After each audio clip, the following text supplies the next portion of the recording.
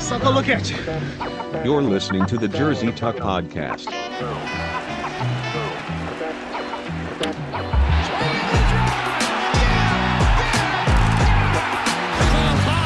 Back out to Allen. His three-pointer. Bang! Tie game with 5 seconds remaining. Incredible save. He robbed him. Call it cop. He robbed Billboard blind. Call it cop. I don't believe it. Hello out there. Thank you very much for joining us. It is September 22nd, 2021, and you're listening to the Jersey Talk Podcast. The Jersey Tuck Podcast. That's the best time of it yet so far. I'm getting better. Getting better and better after my slump. This week we're rocking a 4-man roster. Myself, Alex, got Fred, got Josh, got Mitch. How's it going, boys? I'm having a good day. Good. Feeling good. I'm having a good week. Yeah. That's good. Good to hear. Yeah. Thank you for following on Spotify, liking on Facebook, subbing on YouTube, watching live on Twitch. We got some good topics this week. We're going to start off with the Blue Jays once again. Then we're going to get to some NFL, then some pick and roll. Got a steamy stat. Fun show lined up. Let's start with the Blue Jays. Yeah. Doing good. Still doing good. We're nearing the end of the wild card race there now. So They did lose today. They did lose today. As of about an hour ago, they lost the third game of the series. Not losing for the third time, but the third game they have lost against the Rays. It was a divisional one, but it's not one of the teams that they're competing against for a wild card spot. So at least there's that. They do have remaining series against the Twins, the Yankees, and the Orioles. So 4 more games against the Twins, 3 against the Yankees, and closing the season off with 3 against the Orioles. So it's got some fun stuff there. Got maybe more Josh Donaldson picks, maybe more fights with the O's manager. What do you guys thoughts? Are they going to close it out? Man, this one very might well come right down to that series against the Yankees. Yeah, I think it's going to at this point. That's going to be insane. That's a playoff. It's going to be a playoff series for sure. Oh, I saw a playoff picture shot today it was one of those snapshots that showed the playoffs as it is right now, and the wild card was was it the Yankees and Jays? Anyways, Yankees and Jays, or Yankees and Red Sox, or sorry, the Jays and Red Sox. But so now they are 85-67, the exact same record as the Yankees, in an absolute tie. So, like you said, every game counts, especially if the team they're fighting against, they have one more series against them. So it's gonna be a stressful week for a Blue Jays and I guess Yankees fan. And Boston was the team that they were matched up with as of yesterday. So, Yep. I was gonna say, just imagine if, with how fun and competitive this team is, imagine if they don't make the playoffs. ooh. Hey, it can happen.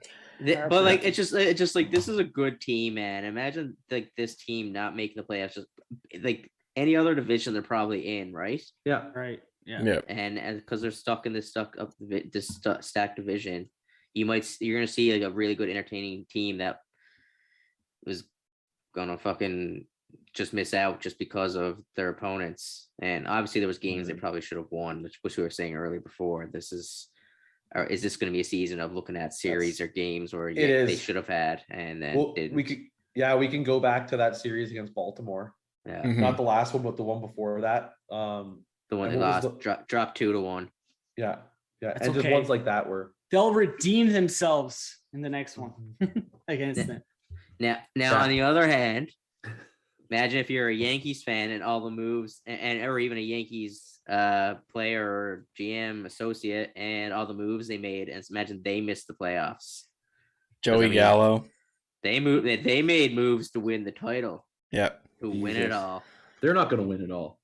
Like I think if you stack the two teams up beside each other, and just to see who even has more potential. Like you get into the wild card spot, like the Jays could actually do more damage. Mhm. I think like whoever the Yankees end up playing, I think they're going to be.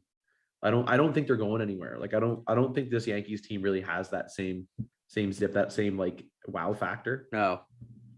No. I mean, who's their batting, like who's putting up hits for him besides Aaron Judge? Like I think Consistent. Giancarlo Stanton is producing well. is he I'm okay? pretty sure.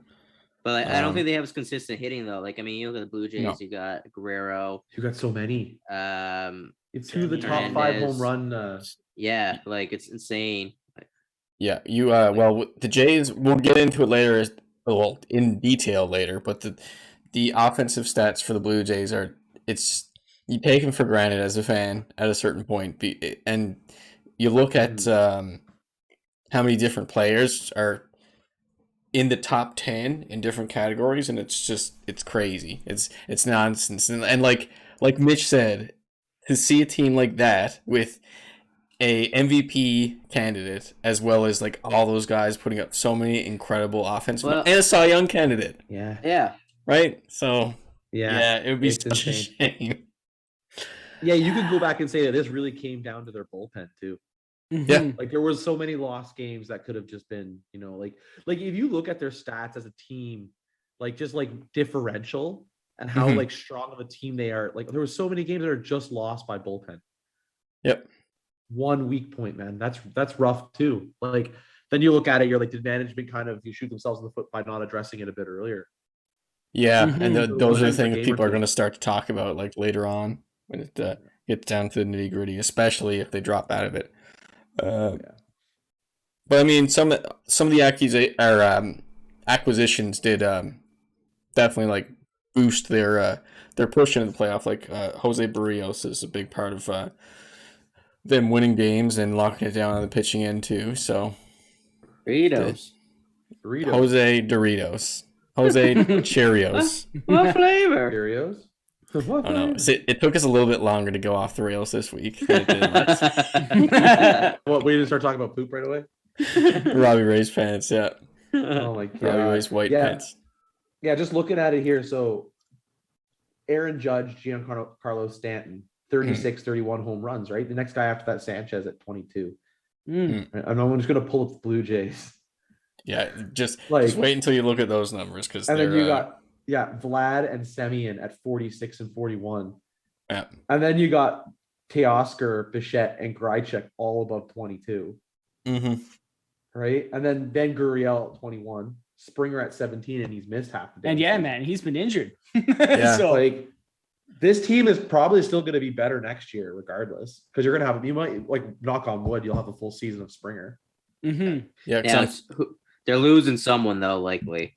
Semien. Likely. Yeah. Semien, most likely. Semien's the only one that has a question mark on him, unless they can't- trade yeah. in the offseason. But I don't know, man. I know pitchers can be a bit of a wild card, but you can't give up what you got in Robbie Ray. You can't let that walk. No. I don't think. No. Especially with the regression of Ryu, Ryu. Yeah, Ryu's he's regressing having a little rough bit. go, man. Mhm. He's having still a injured, rough isn't he? go. No, actually, no, he is. He is injured. I'm pretty sure he Right. is. A hip injury, maybe, if I'm not wrong, because Ross Stripling is starting now. Ugh. Yeah, and even statistically, like it's not like he's absolutely terrible, but he's not. No, he's not Ryu. he's not the guy they pay for. Starting rotation. Mhm. Mhm. Yeah. Yeah, he was paid to be the ace. Yeah. Did he come directly from Japan, or was he around the league? for a bit? Dodgers. He was Dodgers. He was from the Doyers. Did he come right through the ranks? Like, was a kid into MLB, or was he a Japan League guy first, Korean League maybe. or is it Korean League? Okay. I could be wrong on that, but I think he was in the Korean League for a little bit, if I'm not wrong. Let's A funny talk little- about. Oh, you go ahead, Josh. I was just gonna say a funny little thing that I wasn't even aware of, but for wins for pitcher, neither Manoa, Robbie Ray, or Ryu are the top. It's Steven Matz, which surprises me. I know. Yeah, that's the Yeah. thing. Matz is having like a really, really quiet, good season. It's really not their rotation at all. Like they have such a solid rotation. They do. It's Yep. it's just the bullpen, man. ever since they solidified it with Barrios, no issue, because there was a little bit where they were having Ross Stripling, and Ross Stripling pitched a lot of the season as a starter. Actually, they just like once they got Barrios, they're like, "Are we gonna keep Matz or Stripling?" And obviously, they chose the right one. We'll move on to a little fun topic here. It was kind of a point of controversy. It was the second game of the Rays Jays series, and it happened at home plate. Kevin Kiermaier slid into home plate. Alejandro Kirk went for the tag. His pitching scouting report sheet fell off his arm, and Kevin Kiermaier saw it on the ground. He's like, and then snagged it. He instantly realized, not instantly. It took him a little bit. He probably saw his name on there, something, and he was like, "Don't take that." So he snagged that, and it was Sportsnet hasn't stopped talking about it. It's so funny because I just want to get your guys' opinion on the whole thing, because I've honestly bounced a little bit back and forth on it. And people have some strong opinions on both sides. I kind of do. I'm irritated. Like I don't even think it's just about the particular instance, but it's like my one really big critique of just the MLB and baseball in general. It's like, what is up with the last few years? I don't even know if it's just the last few years, but just this culture of fucking cheating, man. Like they all just try to cheat and they don't even hide it. So if you're not cheating, you're not trying. Oh That's my right. God. That's like, right. Just play the That's damn my thoughts. sport, man. You're not cheating. You're not trying. Yeah. I hate it. I know it's a greasy move. It's kind of funny, but it's greasy. It's funny, yeah.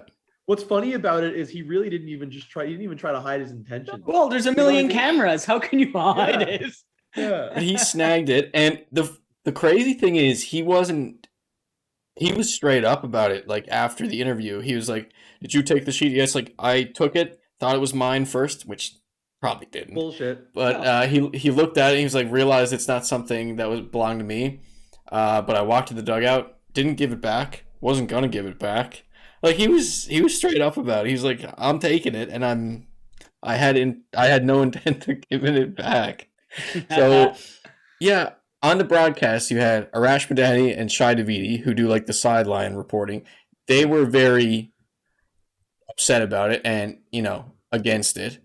And again, like I said, I see both sides. But then on the other side, you had Joe Siddle, you had Buck Martinez, and Dan Schulman saying it's just everything blown out of proportion completely. Yeah. So, varying opinions. And I think what it comes down to is the information that's contained on the sheet. Mm-hmm. Buck has good insight because he was a catcher, and he was saying a lot of times it's literally just suggestions on what pitch to throw to which batter at what time in the count. So, like, how much can you really fit on that piece of paper for each batter? It's probably slider inside, change up, on 3-1 pitch in and pitch up and in, right? Like stuff like that. My frustration with it has nothing to do with even the information on the sheet. It's just the fact that it's just the like sentiment so quick behind to try it. to cheat. Yeah, it's the same as like the signal shit. It's like we're gonna try to do whatever we can to get a leg up on the team. Against the rules. Like just fucking at the same time, is it who's calling the shots on what pitch is being delivered? The catcher or the pitcher? Both, but the pitcher has the final say. Right. Okay. Yeah, because they'll run through signs, and you'll always see the pitcher like nodding and not feeling it. Okay. Yeah, but I don't know I don't have a strong stance either way because I'm torn, because it is information that belongs to another team that was literally stolen. But again, like the information isn't like they live or die by it kind of thing. But I think like you said, Josh, it is like the fact that you just take something belonging to another team. I don't know. It's weird. The mentality. It's like as a competitive athlete, you should be more concerned about preparing yourself better. Yes. And trying to be a better opponent. Yeah. Instead of trying to get a leg up by just cheating. You know what I mean? Or just trying to I don't know, it drives me crazy. That stuff. It happens in other sports too, though. It happens in other sports. It does. It does at times, but I don't know, man. The biggest thing about with baseball, and this was part of the conversation too was everyone was saying just how mathematically focused the sport is now. Like every at bat is recorded. You can go. There's tablets set up in every dugout now. You always see players reviewing their at bats and what pitches they were throwing and all that kind of stuff. And they were saying just like the human element kind of thing is just it's upsetting because everything is statistics in baseball. Like even also too. Well, because I guess in the NFL it's a little different. But if we draw a parallel to the NFL.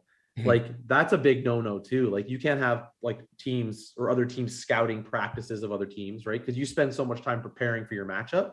Yes, yeah. Like I believe actually there was an issue of that the last few years.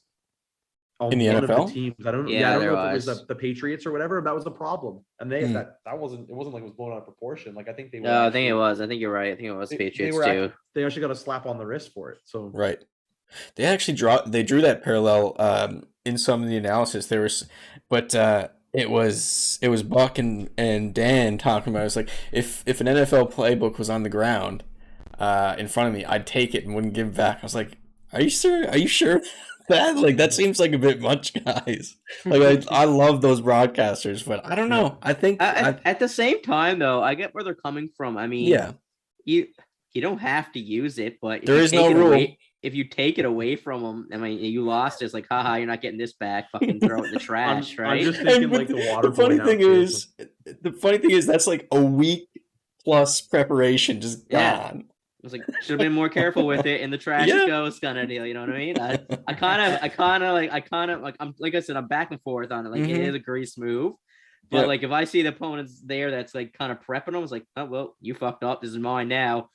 Rip. It's just such a funny and weird thing. But what were you saying, Josh, about waterboarding? Oh no, it just reminded me of that because it was like what the villain coach took the good coach's playbook. Oh yeah. I started using all of his plays. Good coach was Harry Winkler. I watched just at the end of the last Jays game. Oddly enough, and before this, Charlie Montoyo and Kevin Cash went out and like they're like cool with each other. They know each other for can't remember what reason, but they said it was water under the bridge, and it showed clips of them chatting about it and saying like it's just unfortunate that was all blown out of proportion.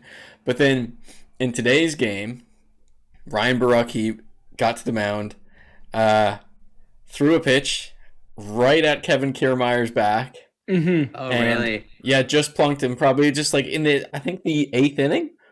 And it's like, of course, at the post-game presser, he was like, it slipped glove side, all that kind of stuff. But it's like, you're not going to say you intentionally plunked it, dude, because your suspension would go up like that many more games. But I rewatched a couple of times. It probably was intentional because they were Danny Jansen threw up some signals, and the very first one he threw up, Borucki nodded and then got ready for his movement. I was like, yeah, you probably did that on purpose. I mean, I got no problem with that either. No.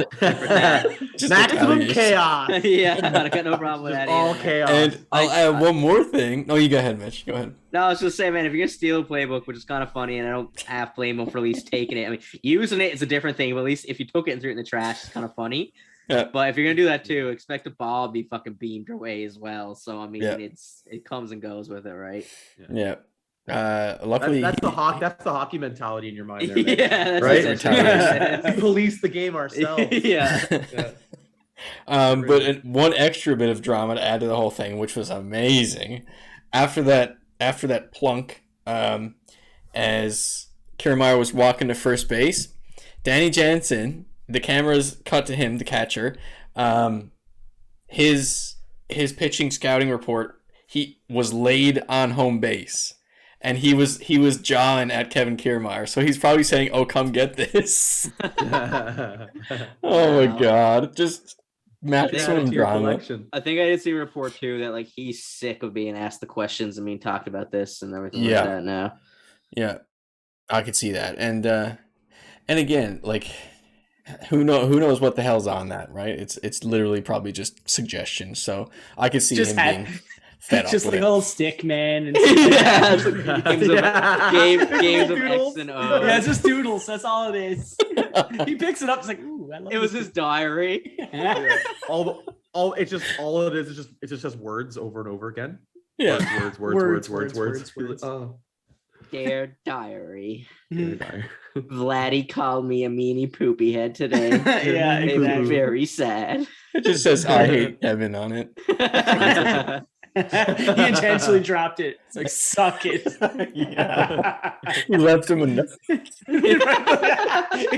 It wasn't his counting sheet all along. No, it's like, pick me up. He picks it up.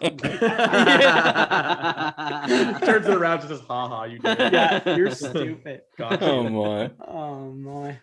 But it's just too funny to me because like it was talked about nonstop, and that's all the pregame talk was for this game. It was nothing to do with anything else. It was just all of that. And like Mitch said, I'm pretty sure like Kevin Kiermaier looked pretty damn sick of it near the end.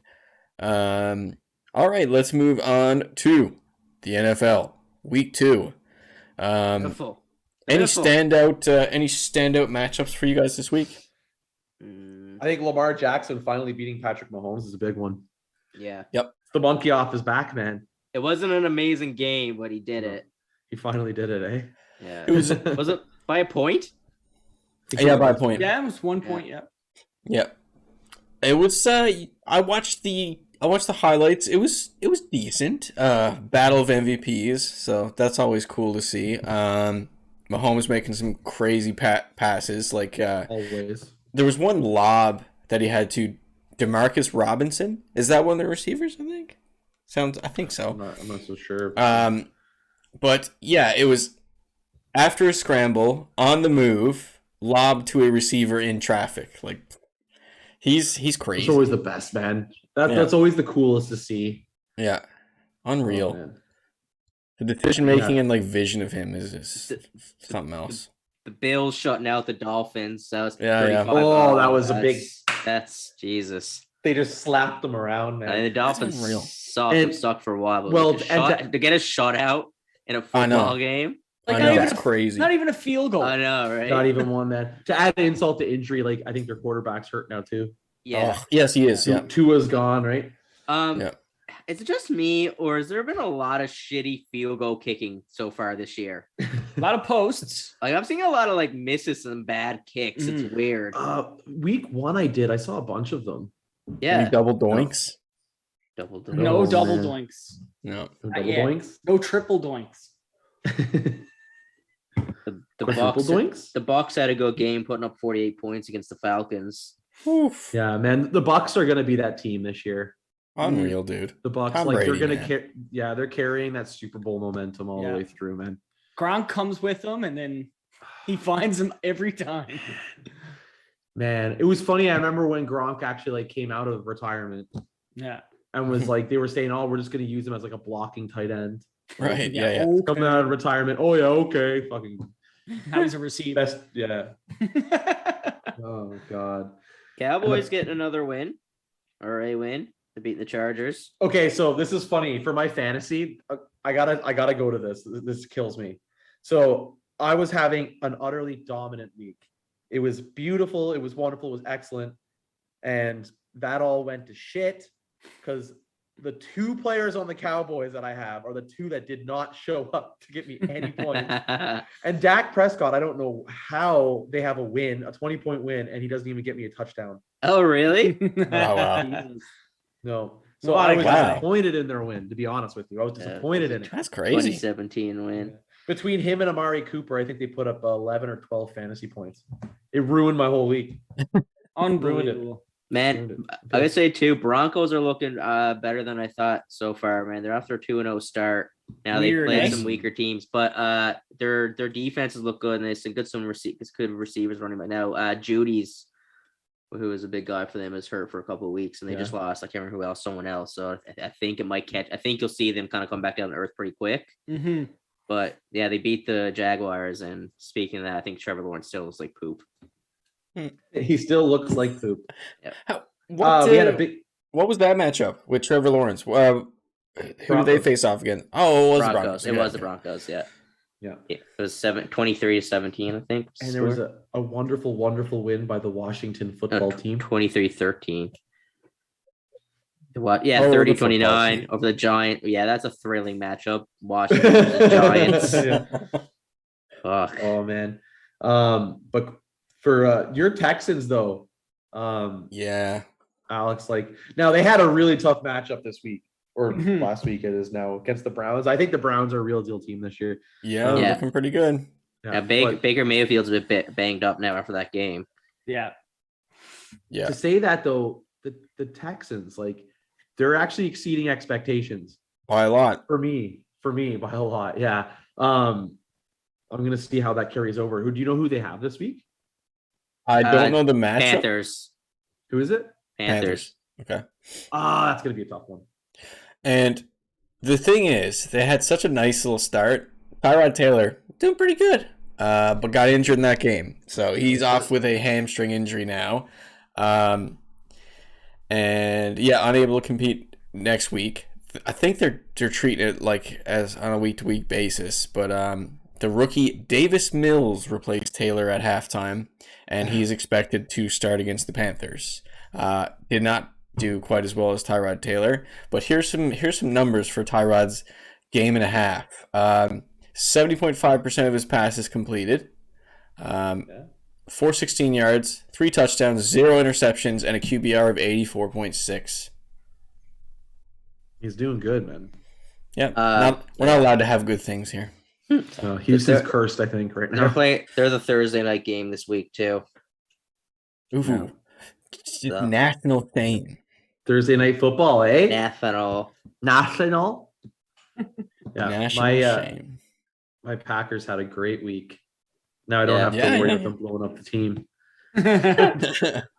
Yeah, we were talking about that. It was not it didn't have a good vibe last week, especially coming off such a tumultuous off season. Yeah, I was genuinely worried, especially how it went, because I was like, really, we're going like Packers does not want to play here. You're like, damn. Yeah. And then, but even like the first half of that game, like for last week, I was like, really, like we're gonna go touchdown for touchdown with the Detroit Lions. Like, I was worried about their defense, but they ended up shutting it down, man, and just putting up all the points. So, yeah, live to fight another day. A couple of things I just wanted to mention about the Ravens and Chiefs game. Tyrann Mathieu looked pretty damn good. Another shitty Texans note. Texans had him. I think the Texans drafted him, actually. I'm pretty sure. He was there. The Honey Badger. What a terrible nickname. What do you mean, man? That's a fucking excellent nickname. Also, Honey Badgers don't give a animal. fuck. It's such a brutal animal, but it's such a stupid name.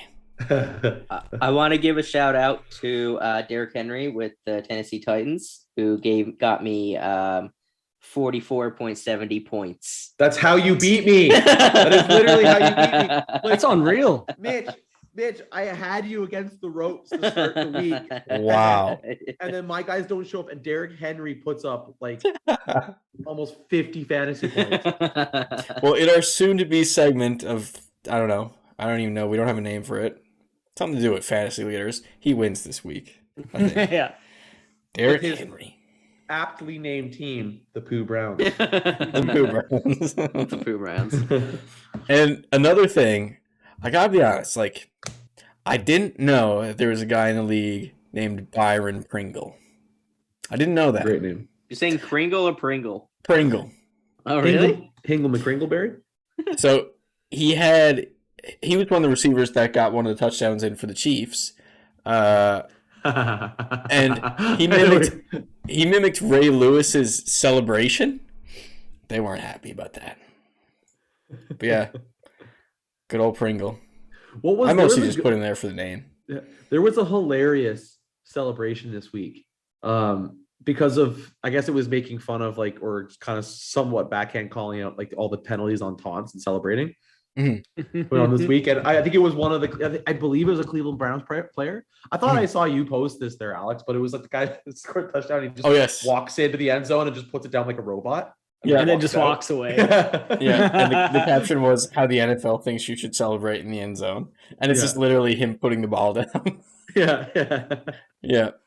Yeah, you also mentioned in the notes about just their the NFL's continued approach against like celebrating and taunting and all that kind of stuff. Yeah. Oh, and I think that was that one that was in the Cowboys game a lot. They were calling a lot of bad penalties on that stuff though, man, for taunting. Like, just let it go. It like, that ruins the game, man. It ruins the game and takes something fun out of the game. No fans hate taunting. Taunting's fun. You love seeing your team shit talking another team. So exactly. NFL's no fun zone. But it ain't American. Yeah, it's not American. No, that sounds like a soundbite. Yeah, isn't it? We'll find it. We'll save it. That's perfect. Okay. It sounded like a soundboard, like you just clicked like Alex did a sound clip or something. That was just 100% me. Okay, it happened 34 minutes into the broadcast, so I'll have to I'm gonna find that timestamp it. Ain't American. Yes. I did it. I made it. Yeah, it's like no, but one of the plays that I had to go back and watch it, and it wasn't as exciting as I thought it was, because they were saying how Lamar Jackson and I don't know the coach's name, forgive me, but it was the last drive of the play where they were like, "You want to go for it? You want to go for it?" And it was a 4th and 1, and they ended up getting a first down on a critical drive to seal the deal. But yeah, I thought it was like a 4th and 1 to get like a touchdown or something, but I don't think it was. I think it was just it was just to keep the drive. It was just to keep the drive alive. Yeah, it was just to get the drive. That's a big play. Cool though. Either way. Yeah, I do like that because a lot of the time, like, and I'm going back to I don't think it was last year, but the year before in the playoffs for the Packers.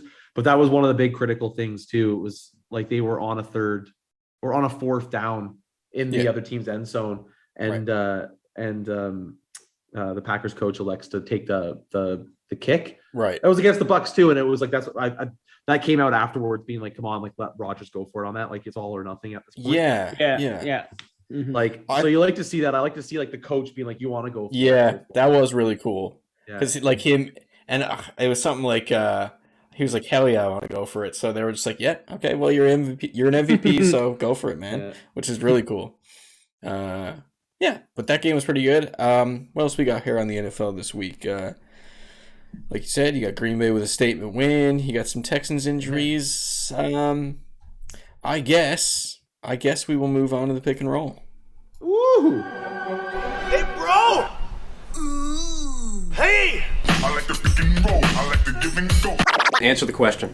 Freak out, yo! The pick and roll this week with the MLB and baseball. So we got the Triple Crown watch. I alluded to this earlier in the podcast, just talking about some Jays offensive numbers. I'm just gonna read some out to you now. The Triple Crown in baseball is what it's known for mostly is home runs, RBIs, and and batting average. But the strict definition for Triple Crown is 3 in any category, any offensive category. So hits can be there as well. So I'll read off a couple numbers here now. Vladdy is sitting at number 1 in batting average with 321. Yuli Gurriel, Lourdes Gurriel's brother, is trailing him with 319. With homers, you have Sal Perez and Vladdy tied with 46. Shohei with 45. RBI, Vlad is number 5, but Teoscar Hernandez is number 3. And for hits, Vlad's number 1 with 180, and Bo is number 3 with 174. And one last note on him. With homers, Marcus Semien is 4th. So That's insane. That's a lot of Blue Jays. Hell yeah. All in, like you'd love to see like a team go far with like those offensive stats, because that just makes it so much more like so much more entertaining, right? Mm-hmm. So much more exciting. And on each of those categories, you don't have to scroll past 10 to find like 2 Blue Jays. Yeah. So crazy. That's why it's gonna be fucking sad if they don't make the playoffs. Yeah. It's true. It's so true. And watch out if they get in, because if they get hot, I feel like when they're hot, and they're going, they're like unstoppable. But if they lose, they get down and then they crumble. So there's waves, right? There's like Fred, like it was like last week or even the week before this one? Like they were almost unstoppable. Like they went on a run where they were like 16-2. Yeah. Yeah. Holy crap, man! And they were just hitting everything. So you hope they just catch fire again at the right time. Like imagine it's right at the start of like the Yankee series and they just blow out Baltimore and they sneak into the wild card spot. Like that would be still perfect. out? Say again? I'm not sure. Springer's still out? No, he's in. Okay. He's laboring his leg a little bit, but he's looking better. Is he DH right now? Yes. He's still DH. Okay. He is DHing. But yeah, the third base spot is where the injuries are right now because Santiago Espinal's out, Kevin Biggio's out. I think Kevin Biggio will be back for the playoffs, but that's the injured spot right now. But that's probably not where their biggest hitters are. So look at Josh down there on the video pod. Just look at him go. Look at Mitch down there as well. Sports. And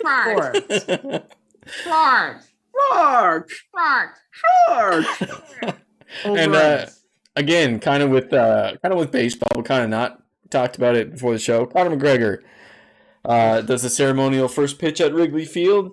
Excellent pitch and gas, right over the plate. Yeah. Except none of it. As he said, venom. It had venom. Did he really say that? It had venom. Fuck, dude, I didn't fucking poison him. Dipping venom.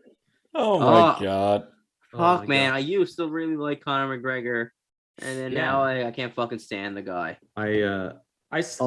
Sorry, Josh, you go ahead. I was just gonna say, I'll be honest with you. Like, I saw that this morning. Like, I was having my coffee, and I fucking almost spat it all over the place. Like, I loved it. I was dying laughing because he's like full wind up, ready to go, and it just goes to fucking space. Yeah. Like, and like the best part was like the expression on like the catcher's face. Like, he's there to catch it, and he just sees it. He's like ready. He's like, yeah, and then it just goes there. He's like.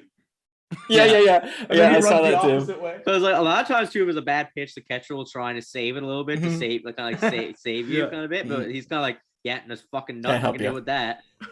Yeah, you're on your own now, buddy. I enjoyed the camera pan. It's like they intentionally just kept it straight and it was all over there, and then they were like, whoop, as if to say like, yeah, let's go. That was a horrible pitch. Yeah, and we were saying like off the pod, it was just like.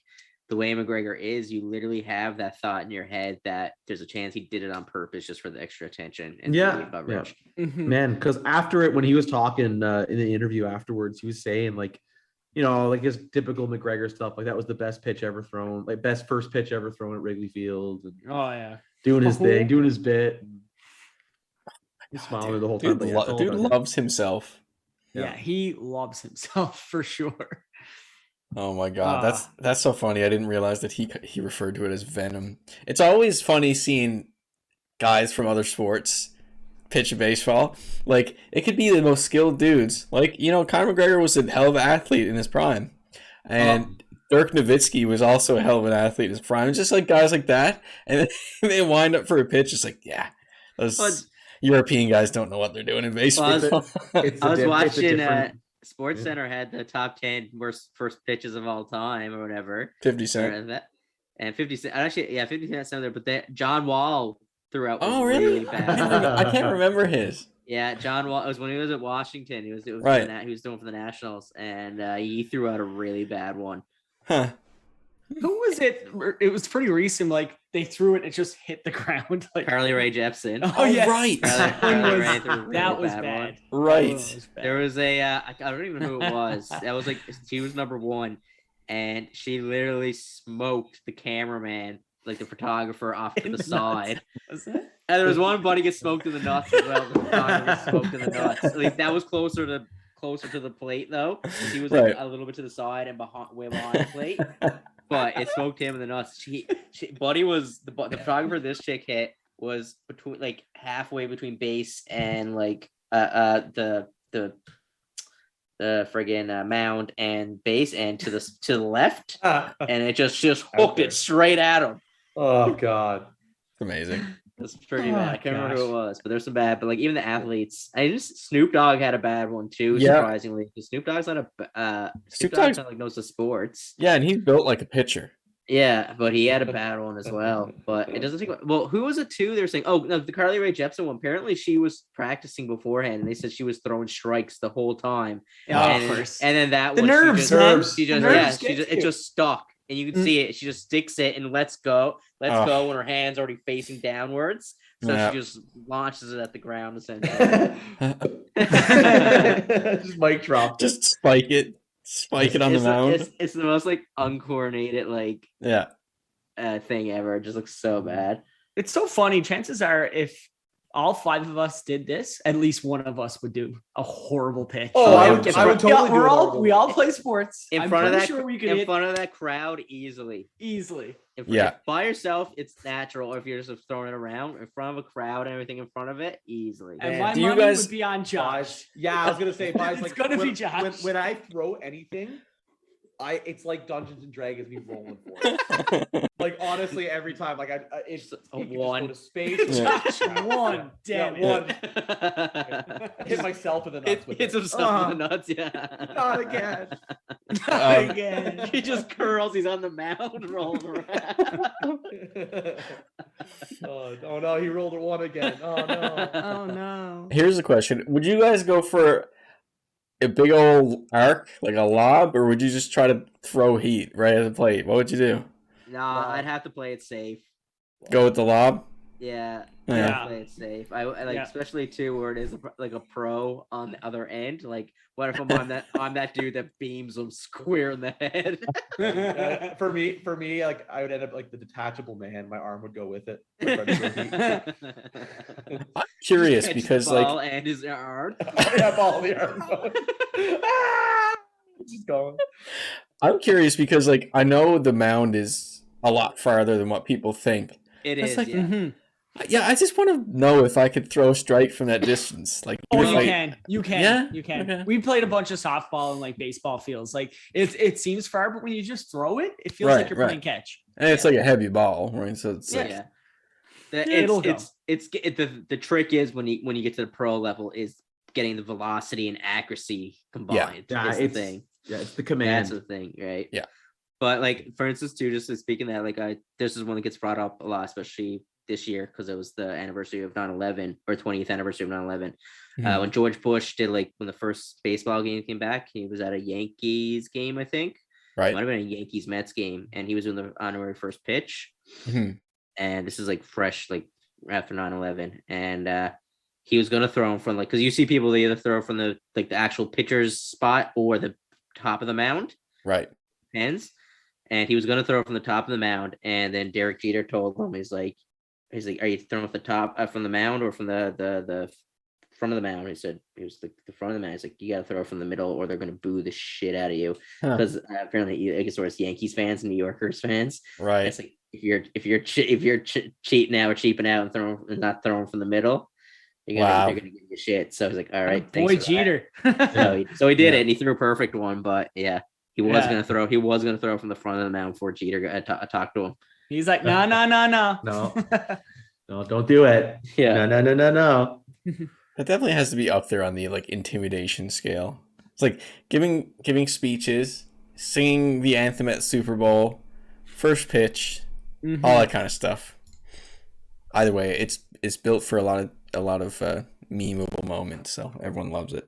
yeah, that's a great part. So next up on the pick and roll for the MLB, did you guys see Fernando Tatis Jr. and Manny Machado go nuts at each other in the dugout? Yeah. That was crazy. Oh, I missed that. That was You didn't see it? That was pretty bad. And especially if you're competing for a wild card spot too. That's the last thing you want to see is two of your best players absolutely going crazy at each other, like chewing. Machado was chewing Tatis out. It's crazy. It's What like was the situation that led to it? It was Not even weird. sure. Obviously, there's more than what people know on the outside looking in. But Okay, so there wasn't like a bad fucking play that led to it. not necessarily. No, it was. But Tatis struck out, and he just like huffed and puffed that he didn't get on base. And then he got out. Probably some words were said when they got back in the dugout, and then Machado went berserk on him. Okay. Like he was saying like it ain't all about you. Like everyone knows how good you are, but it ain't all about you. It's crazy. Wow. Yeah. Oh, man. Interesting. That's good though. It just I like tension like that. Yeah. Yeah. If it's not on the Just Blue it- Jays. Yeah. It's just good. It happens. I mean, especially the guys. Everyone I mean, gets in the heat of the moment, man, and everyone wants to excel, and then you don't. That's- and that's you get just- called yeah. out for it. It's sports, man. It's sports. We're also in the same spot. You might what is it? What would be the equivalent on this team? Shifley hitting Jake Evans. Oh. Some people just throw body checks trying to kill people. You know, it happens. It's sports. but it happens in the team stuff too. Sometimes you're at each other's heat, especially when the pressure's on, and like say Yeah. you're not living up to expectations. You'll see it now with camps opening this week in NHL. We'll probably have next week some Couple fights. some inter squad fights or teammates going PK at would each be other. fighting somebody for sure. Yeah. Yeah, I don't know what the hell was wrong. I was watching that a little while ago, like inter squad stuff, and for some reason PK when he was with the Canadians was always in the middle of it, like Yes. going at it with a teammate. Yeah, he always does it. He's like, oh yeah, remember it happened before the season too. I know we're sort of jumping around, but No, it's all good. I still remember that. It was like, oh, week 1, PK got into a fight with some person on the team. I was like, what's going on here? Trying to motivate his bots. That's what he said Yeah. too. He's like, oh, Yeah. you know what happened, sir? We're just having a conversation. I'm like, no, man, you guys threw gloves. Like you guys were fighting, man. Yeah, it's like obvious effort to like get the media off of it. It's like, guys, please stop talking about it so we can like get our cohesion back. Yeah. Yeah. Who do you But, think you are? I am. Yeah, exactly. Who do you think you we can are? go right into the NHL. Talk about some rookie camp stuff, Yeah, Some- man. some signings. How has for rookie camp, how has everyone's teams been doing? Because I'm pretty sure each one of these teams here, like the Avs, the Canadians, and the Leafs, and even the Blues are probably all in different rookie camps. Yeah. Like tournaments, they even do like tournaments. Yeah, so Colorado just finished theirs up. They do one actually with Arizona, the Ducks, San Jose, and LA, I believe. Yeah. Yeah. So they lost to LA, which was like 4-0, which is expected. Because I think LA probably has the deepest prospect pool Yeah. now, I think, in the league. I don't think anything of the results really. No, I know what why? you. No, you just want to see. So You want to see the it- individual stuff. Yeah, so like there was a couple of things like New Hook looked decent. Yeah. I was pleased with Shane Bowers for Colorado. He's a Okay. guy they got from in the Duchesne trade from Ottawa. He was the one that came Yeah. from Ottawa. He was like a decently touted prospect regardless. He was Everyone too, was yeah. there, But for some reason, Colorado hasn't been giving him the opportunity. But No. I don't know the way he looked, man. He's a big boy. He's bigger than I thought he was. I don't know if he's after growing over the last year or so, but I liked how he looked. So there's a couple Yeah. things, but So those are the two standouts there, you say? yeah. Bowers and, New Hook? New Hook and Bowers look good. Justin Barron will be interesting to see. He was a mid to late first round pick by Colorado, but he Mhm. slipped because he had a heart condition the year before that he needed surgery for. Mm. Because he was a Halifax Moosehead. And he was playing for the AHL last year, or at least a little bit. He's looked really good. So there's a chance he might develop into something. That's good too. I got a- yeah. I got a quick note about the Blues rookie camp, if you guys want to listen. Yeah. Article from Yahoo Sports. Blues prospect robbed at gunpoint while in St. Louis for rookie camp. There you go. nice. Oh, he's like, I don't want to be here anymore. They're getting creative with their initiations now. Yeah. Their hazing is pretty good. Yeah. Yeah, that's literally the first thing that came up when I was looking up Blues rookie camp. Oh Yep. my god. Good stuff. Shocking, man. I Shocking. saw that. So in Montreal, we're playing Ottawa, and Ottawa cleaned house on Montreal twice. Yeah, Ottawa's another one with a deep prospect pool. At this Very point, too, I deep. think. Still very young, and I'm man, watch out for Ottawa in the years to come. Yeah, them and like LA, Anaheim, these teams, oh man, are gonna be good. Oh yeah, fucking Montreal. But how is Montreal's though? Like even just individual players. That's all you really. No take away one from it. jumped out. No one. No? Apparently, Norlinder has been really like, because everyone's been talking about Caden Gooley and stuff Yeah. like that, right? And then they're like, oh yeah, Norlinder or whatever, he's going to be a good player. But now, like just in the last year, everyone's like, who? Man, we know this kid is good, but holy God, like he's quicker, and he's like a Carlson, right? He's more of a puck moving defenseman, right? I heard the same thing, Fred. Actually, like I heard that Norlinder was looking pretty good. I think his thing is that they just need him to put on more like mass, more mass. like physicals, more physical. But and Caden Gooley had a bit more of a rougher showing. Yeah. But Gooley apparently he's a big boy, man. Everyone keeps comparing. Who is it they keep comparing him to? Oh, I can't remember right now. But anyway, Hal Gill. Yeah, he's a real like Hal Gill. He's a real Gill. Clap bomb. Clap bomb Gill. But to be honest, I really don't care. I just bring on the actual training season. That's it. I'm more excited about like Drouin and players coming back into signings. Mm-hmm. Right. Oh man, bring it on. I got a little bit of a surprise segment here. If you guys want to go into, I'm scared. Is it nasty? Oh, Or is it nice? we have one.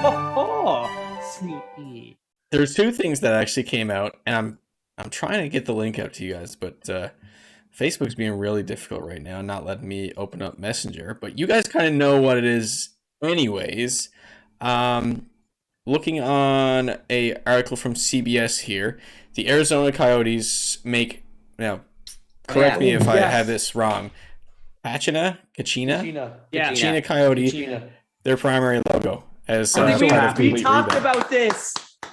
This is one of the best logos in hockey. Yeah, it's so good, man. The logo, I wouldn't say the logo is one of the best, but the overall jersey and how it all ties together is super cool. And also in comparison to what their logo previously was. Yeah. Like It's so much better. boring. It's like a Timberwolves thing. Like Yeah. So boring. It's not bad, but it's literally like cookie cutter sports emblem. Now this is the previous one, as we said. The new one, awesome, but new old. You know what I mean? Like throwback The kind of new thing. old. Yeah. I just love how we discussed this. Like it must have been about 5 or 6 pods ago. We're Yeah. like, man, why won't they bring that back? Yeah. We're all yelling at each other. Yeah. It's always one of the best jerseys, man. I always loved it. You just use the Ducks now to fully converge over to the Mighty Ducks logo. Back to the Mighty Ducks. Yeah. Get rid of that stupid B foot. The stupid foot. That's so dumb. It's not a dumb logo. Another thing. So we're all easily for that. That's easily a nasty or a nice. But the other thing that I saw from actually CBS as well was the Kraken kind of finalized their kit. I think we pretty much. I mean, I think for the most part, people knew what it looked like. I think. Unless it was concept art that I was looking at before and like fan art, but it's pretty easy to find. You're right. I think we knew for the most part what it was. Yeah, but now they got the flares released in the full setup. Yeah, and we were all definitely for that as well. I love the Seattle Kraken, like just the whole setup. Did you guys see Chris Strager's setup? Yes. His pads? Yes. So good. So nice. So good. He put the money in that. Yeah. Yeah. Really you got good. It's simple but good. So it's like the white pad, but then he got like a tentacle kind of going up each, like the pad and like the eye in the corner and stuff like that. Oh, yeah. It's simple and clean, but really like good. Nice. It's sharp. It's very sharp. It's sharp. Yeah. Nice. I'm trying to find it. Not only that, too, the Kraken were the best-selling jerseys on. Was it Fanatics? Yeah, I don't doubt that. Well, nice, man. That's good though. Like they really nailed it. Like they nailed branding. It. They nailed everything. Like I like theirs. When I first saw it, I instantly loved it so much more than I love Vegas. Yeah. Like, I was just gonna ask. Like I don't hate Vegas. I like Vegas as well, but the Kraken's is just it's like the color palette. It's like that's everything. The one you're talking about, right? Yes. Yeah. It's cool. You can see like the tentacles coming up. Yeah. You see the little eyes. So the way I like it, you can easily make something like the Kraken so overcomplicated. Yeah. But the fact they made it so simple, which is good. This is the way you need to do things now. Is simple is better. Yeah. And that's why I think it's just pay attention to details. Yeah. Pay attention to the little details. Yeah. Agreed. What was I was saying? I remember when we were talking about this first, I was like, I would I'd love to see the third logo being like a ship being swallowed by the Kraken. Yeah. Mhm. I Still think wanna actually see that in Seattle. Chris Dreiger or Drager got that kind of a design like that on his mask as well. Actually. Oh, nice. Yeah. Nice. Yeah, it looks really nice. Yeah. Do you guys want to talk about some of the big signings? Some of the big money being thrown around? Kaprizov got paid. Oh, Yeah. okay. That's the Let's. NHL now. Are we happy about it, or what is everybody's thoughts on that? I'm mad. Like, in between. I mean, you got to give the guys money or he's piecing. yeah. And you got the room to do it. Give him the money, so you might as well. I mean, at least it's only 5 years. Yeah. Yeah. I don't have the full confidence that we're gonna see Kaprizov be that player all the way through that contract. There's no way. I view it differently, man. You see players doing it a lot more now. And it's like they maximize their money value and they're not trying to do the big long-term thing. They're doing the one that gets them closer to free agency. A And five they is like cash out a lot again. It's perfect. It's exactly what Matthews did. So Matthews, and he forced them in his 5 years at that cap hit, and it walks him right to like 27. And he's going to cash out on an even bigger deal on the second. yeah, because then he's in his prime. Then he's right in his prime. But 'Cause my question is, because Kaprizov was a rookie, Yep. why was he up for contract renewal right off the bat? I was think it's wondering the same thing when I it's was the- taking a look Wasn't at he stuff here. signed, but then he went to Russia instead, Maybe that's and then he what burnt is. it. Like he burnt it somewhere.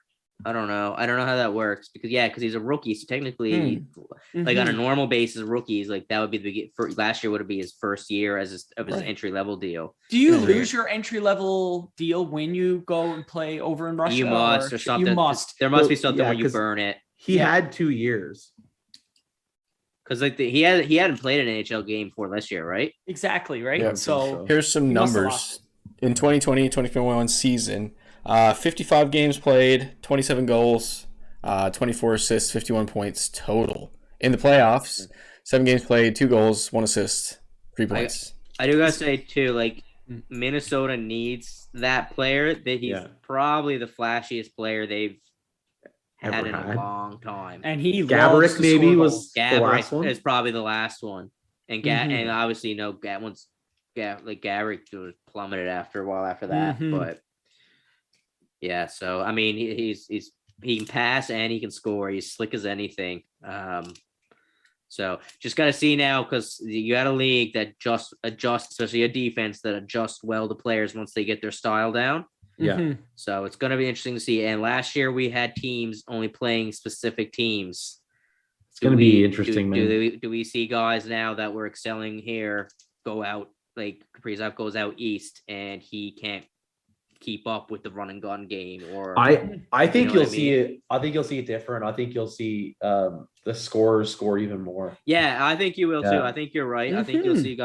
see guys like Kaprizov. So Kaprizov's in more of a, I don't know. It's just weird. It's going to be interesting. You're going to see what there's some changes. I think you'll see some guys excel and some guys kind of take a step back just because they're not. I'm playing the same style. I'm really interested in Tyler Toffoli because he scored all of his goals against Vancouver. So will he be able to score all those goals? He was on Yeah. pace for almost like 50 goals or something. Well, I'll tell you how many- 40 something. I know exactly how many goals he's going to score next year. How many times does he play Vancouver? yeah, that's a good point. Well, it's like I got that question with the Edmonton man.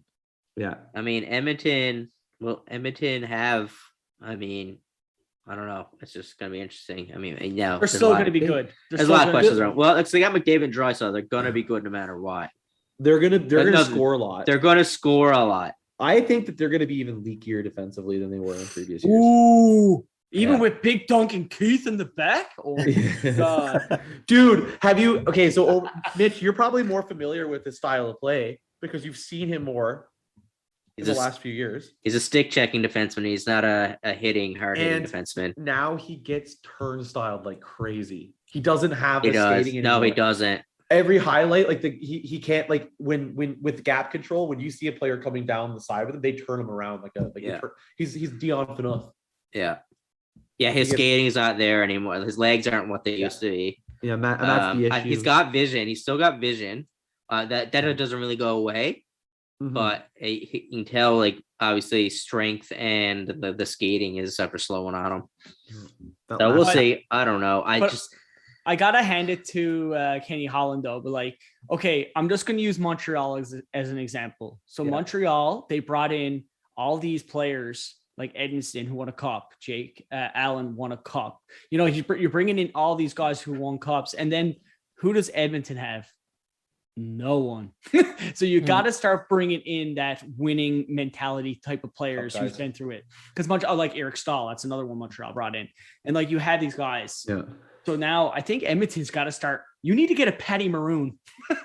Yeah. Like, the guy wins That's a cup true. every year, man. So like bring in a Justin Williams type of player, and you need that mentality on your team to, you know. The thing I'm trying to remember too, like for like what else who else they brought in though that had that kind of.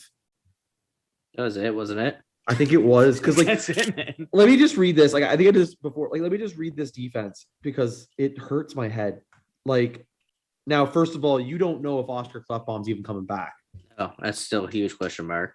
So here's your top 6 for defense. Nurse, Darnell Nurse, great player. fantastic. Great player. Then after that, Duncan Keith, Tyson Berry, Cody Ceci, Chris Russell, Slater Cuckoo. Cuckoo. That is a bunch of players who have huge gaps in their game or are over the hill. Yeah. And to find that defense, like, what is that? Like, Guy. Are you an offensively gifted? Are you a shutdown D? Like, I don't know. I don't know what I that don't is. know. No, I think they're trying to do a matchup, a defensive and offensive style pairing all the way through. Yeah. By the sounds of that. Yeah, interesting. I don't know. Anything on the big goalie deals and anything else on the NHL before we move on? You're just reeling us back in there. All right, fair enough, fair enough. I think a big one is another one. Not a big one. I was gonna say Darlene or whatever. It's a good thing Buffalo got that. No, just lock that up. They had to lock somebody up. He's not great, but you locked him up. Or Darlene, if he went anywhere else, I feel like he would have been a fucking amazing defenseman. Yeah. Apparently, Apparently, Jack Friedman's saying Jack Eichel is going to fail his physical and be stripped of his captaincy. Oh shit! Ooh, wow. he's gone, man. He's gone. Oh, he's gone. Oh, Jesus Christ! Eichel will never play in a Sabre sweater again. The only way he does if I don't know, he's just waiting around. Needs some. They want to up his trade bait again. Have him play a few games when he comes back when he's healthy there in the new year. But he should just tell him he's not playing for him anymore. He probably just has already. Force their hand. Just accept what you're going to get for him because they're trying to increase value. Yeah, It is what it is now at this point. All right. One thing I forgot to get to the steamy stat, so we'll just we'll check that off the list here before we move on a little bit further. Get in there. That stat is steamy. The steamy stat. Got 2 this week. Jay's postseason odds on August 27th were 4.6%. Now, yesterday, they were at 72%. Bit of a change. Little bit of a change. And number 2 on the steamy stat, Lamar Jackson, first player to record a 200-yard pass, 100-yard rush, and a 2-touchdown game in NFL history. Crazy athlete, freak athlete. Mix between a running back and a quarterback. Was that last game against Mahomes? Think so. Wow, I didn't really see that good of a game. I thought he had an okay game. The one I was seeing. I thought there were some mistakes he had, but maybe not then. When I was watching the highlights, it's just like it reinforces, man, like the freak athlete that dude is. Like his running speed for a quarterback is just really different to see. But that's what makes the world a difference, right? Yeah. Like because you see a lot of quarterbacks once they start running, it's like this slow train going. Yeah. The shitty thing is just for some reason there's obvious reasons, but those quarterbacks never seem to last. No. The athlete ones, yeah. The freak athlete ones. Cam Newton was a lot like that. Yeah. We had his MVP year, and he hasn't been the same since. He's had a couple injuries, and as I mentioned before, Deshaun Watson was like it. Yeah, Kaepernick was pretty good for us. Yeah. Kaepernick was good. Yeah, Deshaun Watson too, man. Yeah. But we'll see what happens with Deshaun Watson. Yeah. Let's move to move to the NBA. Get just a couple quick things here. We have JJ Reddick retiring after 15 seasons. 37 years old, drafted number 11 by the Magic in the 2006 NBA draft. Really big college star. Sad. Probably mostly known for his time with the Clippers, with like the Lob City Clipper team.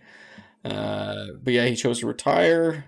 He actually led the NBA in three-point shooting in 2015-16, shooting 47.5%. Wow. He was pretty damn good. Like his shooting was good for most of his career. Like great, actually. Great shooter. Yeah. I remember, obviously, I played basketball in high school, and when he was just getting in, like he was college ball when I was in high school, and his name was Duke, right? He was Duke, yeah. And I just remember his name everywhere, and you just watched the game. The guy couldn't miss, man. I was like, man, this guy is going to be the next big deal. Well, he wasn't, but like, Had a great career. Great career. Yeah. Great shooting numbers. I forgot that he was drafted by Orlando because I could only picture him in a Clippers uniform. Yeah, for like I don't of his picture him career. as Magic, man. No, I don't like. I just don't remember that. He also had some kind of crazy. I don't. Yeah. What did he I also think had like the Pacers? I don't know why. Not sure, but he had like a crazy streak. I think it was a playoff streak, and it was unreal. But he said to Zion when he got drafted or got traded to the Pelicans, he was like, "Don't fuck this up for me." And sure enough, that year that he didn't make the playoffs. So that streak was broken. Yeah, man, he played a solid 7 seasons with Orlando. Yeah. Midway through his seventh season, trade to the Bucks. Yeah, he snuck one in with Milwaukee, and then he's off to the Clippers. Yeah. Now, do you have on hand, Josh, how long he played with the Clippers for? 4 seasons. 4 seasons, yeah. So he actually spent most of his career, or maybe about half of his career, with Orlando. Yeah. And we don't even remember him as Orlando Magic player. We think of him as a Clippers player. I just remember him with Chris Paul, DeAndre Jordan, Blake Griffin, Jamal Crawford. I remember him with all those guys. Lob City. Yeah, those were his best seasons, man. Yeah. Because Houston smacked him in the playoffs. And then he had some great ones in Philadelphia. But... Right. Yes. He was part of the Philly squad too. Next up, just a note on the Bucks. First ever female full-time play-by-play broadcaster in a major men's sport. So quite a move. There you go. Beauty. Progress. Lisa Byington. Might be pronouncing that right. I'm not sure. But yeah. Made history announcing that on, I guess, the day of our last show, I think. So cool stuff there. So it's their full-time play-by-play. Yep. And that's excellent. Yeah, that's really cool. Yeah. Good stuff. Did we miss football? I think we talked about most of the football stuff anyways in the pick and roll stuff. I think all I had there anyways was just Tyrod Taylor's like injury and stuff. A couple of injuries, yeah. Yeah. Last little bit. For once, boxing being on the show, actually we have one bit of nonsense. Oscar De La Hoya calling out Floyd Mayweather in a TMZ video. It's always just bullshit. TMZ. Yeah. He said he's got $100 million on the table for a Floyd match. It's like, no one wants to see that. No one. You're just trying to get paid. No one wants to see it. That's all it is now. That's all it is now. It's just like a hype machine creating like a nothing contest, and they don't even care. Yeah. They don't even care. They just know they're just getting in the ring and they're making their money. It's so sad. It's awful.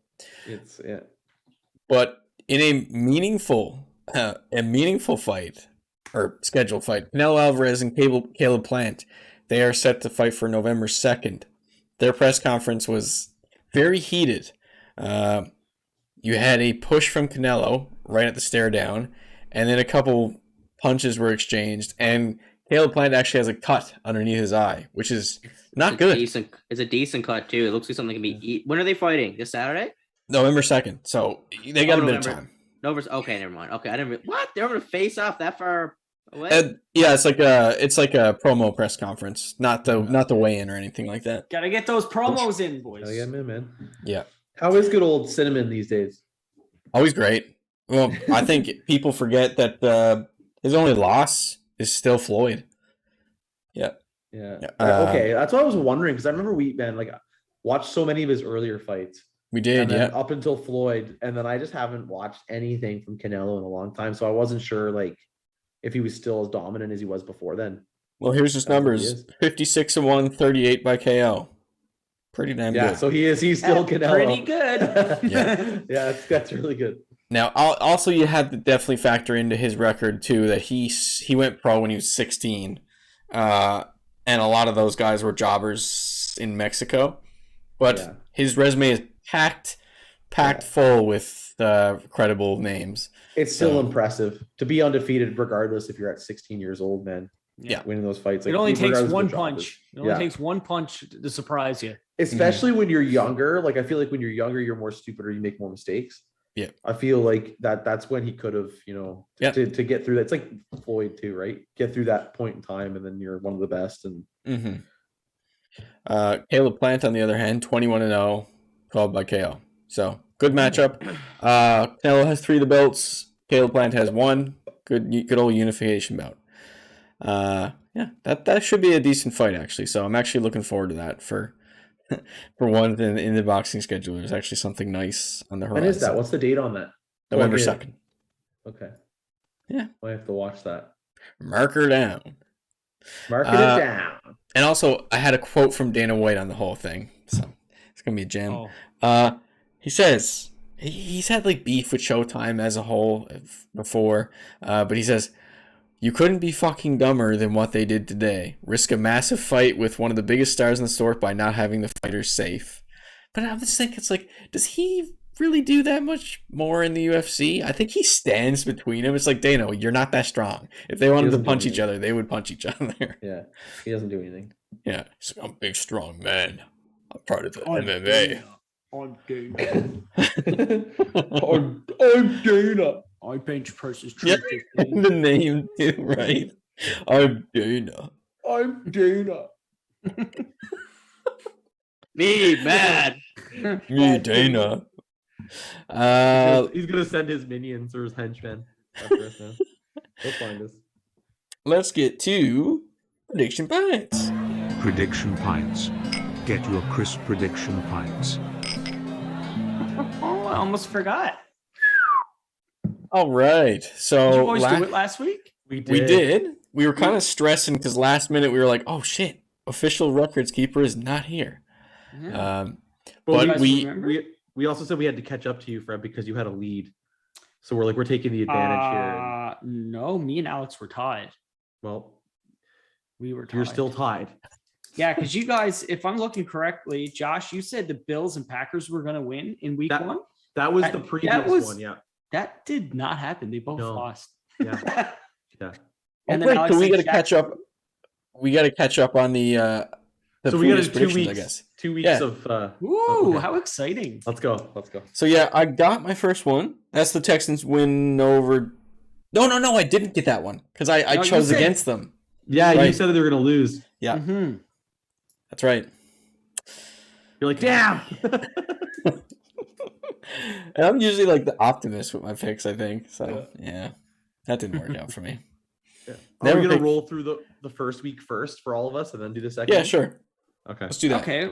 I'll roll through the first. So like I said, Josh predicted the Bills and Packs to win, which Bills lost and Packers lost. So I should get 2 points for that. No, you should. You should lose two wrongs make a right. You should lose 2 points for that. Two wrongs make a right. Alex, you said that Jacksonville were going to have over 25 points in week 1. They had 21 points. Yeah, I think I mentioned too that in a win. I think. Yeah. So you did, yes. You said with the win. Then Mitch said the Bucks will win the Cowboys in a 10-point spread, and that did not happen. Ooh, we did not do good on that week. What did you do, Fred? Jays would sweep the Yanks, and he nailed on it. An 8-game win streak, and they did do that. So you have the lead. Yeah. Yeah. Sick. Nice. All right, so the following week we had 3 more picks. Mine, I remember, I do have it here. Oh yeah, Teoscar Hernandez. Teoscar Hernandez gets 2 or more hits in one of the Twins games. I think the first Twins game. Didn't get any hits. Thanks, Teo. Appreciate it. Bummer. All right, Josh, what was yours? Mine was very simple. I said that the Packers were going to redeem themselves and actually win. Okay, And so they you got did. yourself You got a a one. binary one, yeah? I got a binary point. That's good. I had to get myself back on the board. You're in second place too, buddy. I was rewatching the last pod too, just to make sure I had mine right, and I was like, I'm gonna pick an easy one this week. Just Teo gets 2 or more hits. No. Mitchell. I said the Broncos would beat the Jaguars, the Bills would beat the Dolphins, and the Browns would beat the Texans, and Right, that's even. all right. Dude, And that's that was- crazy. That's Nailed all- it. Nailed it. Nailed it. Are we giving him 3 for that? 'Cause you No, picked 3 don't give me games? don't give me That's a 3. 2. That's a 2. Give me 2? 2. Yeah. Yeah. All right. Well, at least you're back in the swing of things now. I think what I should have done for that one is if I had to say, I could have done that too, but it would have been risky if I said if they all win by at least 10 points. Then that's a 3 Wow. for sure. Yeah, and I could Yeah. have. That would have been because it was 31-21 Browns over Texans. Bills obviously raped the Dolphins, and Broncos beat the Jaguars by 10 points as well. Right. Wow. That would have been very impressive. All right, so that's all caught up. Yeah. Yeah. Yeah, we are caught up now. We are caught up. What is the scores? You want to know? Oh, where do yeah. we sit? And then we'll give As our of new now- pints for this week. I am leading still with 9, but Cheating. close second is Josh with 8 now. Yeah, nice. Alex is right behind with 7, and Mitch with an amazing comeback. He's at 6. So we're Wow, all so really it's close now. All separated by 1 point. This is All 1 excellent. point. I like it. So we can get some true movement in the standings. What we Mhm. should do Oh, is here we go. we should cap off this prediction pints like I guess like season Okay. Ooh. with the start of the hockey season. Oh. So do you want So we to got end 3 it? more weeks. So okay, what, 10 okay. wins? Say 20 wins or 15 wins or what? What do you want Oh, I to was do? just gonna say it stops on the Yeah. on the week of the hockey season. Oh, So okay. It Okay. stopped the week before hockey starts, or whatever pod is before the start of the That's NHL. last one. Okay. That's the last prediction pint. Yeah, I That's like when that. we will tally. So then the one of the NHL, we will tally them up and we'll have a winner, Mhm. and then we'll start a new one. And then maybe we'll do like All-Star break is the next gap. Yeah. Ooh. Yeah. Okay. Okay. Look at Mitch over there on the video. Yeah, file. Mitch. He loves Yeah. it. He loves it. Oh, that's a face of pleasure. There's another sound bite there. All right, so the new ones this week. We're all caught up now, all separated by a point. Does anyone want to start us off with their prediction for this week? I have one. Okay. Okay. So the Jays are playing the the Twins, right? In a Twins. Yeah. the 4 game, right? Correct? Yep. They're gonna win 3 of 4. Damn it, that's mine. What's it? Yeah. We can have the same. That's cool. What do you guys think? Can we have the same? Yeah, I think so. That's Okay. fine. Yeah, Okay, we both get a few points. It's all good. Yeah, I said they go 3-1 in the Twins' upcoming series. Oh, that's hilarious. Look at us 3 thinking alike. and 1. 3-1. I'm I was- going football. But go Okay. ahead. What were you gonna say?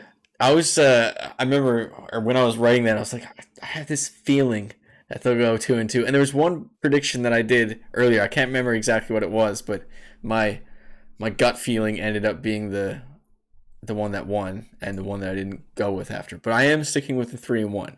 What is your prediction, Josh? I'm doing a 3-game NFL prediction, and I'm staying Okay. away from the Packers. So I have Slowly now, because I got to write this down. Okay, go okay. ahead. So I have the Ravens over the Lions.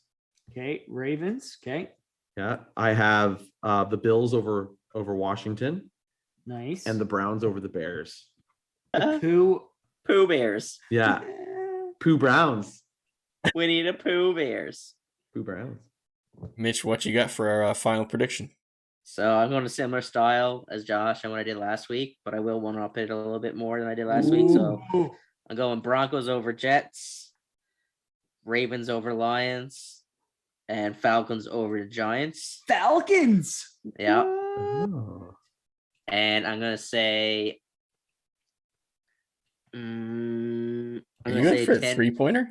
You're going for a Yeah, 3 I'm He going might for be. a 3-pointer, so I'm gonna say 10-point spread for all those. Oh, that's a 3 for sure. At least they win them all. The winners win all by at least 10 points. Oh my god, that's a Wow. 3-pointer for Like, sure. wow. That's exciting. that is exciting. I like it. Can I use my challenge to say that's not going to happen? You haven't used No. one yet. I feel like haven't, yeah. isn't the challenge like that? It would be like you would say that then it's like the other I'll teams will all lose. win by I'll lose yeah. in a spread of 10. No, I'm not going to do it. No. All right. I guess we'll close by saying, well, yeah, we'll give out the information next week, and I'm pretty sure this is the plan. We will be debuting a new variation, a new product from the Jersey Tuck line. We will be debuting the Over the Boards podcast. So this might be a smaller in length podcast. We'll see, but it is completely NHL focused. I doubt it will be just because we're talking about hockey. We don't shut off. Oh yeah, it's true. But that's good. More content, the better. It'll be completely hockey focused, and it will feature these 3 chaps here mainly. I will be hosting, and yeah, look forward to Over the Boards podcast next week. Should be a fun time. We will not shut up. We will be talking mad hockey the entire time. Tangents. All right. Yeah. So, thank you very much for listening this week on the Jersey Tuck podcast. Good stuff as always. Any closing words, boys? Dab. Bills. I'm Ron Bill Burgundy, and go fuck yourself, San Diego. Said that word. See you next week. Bye.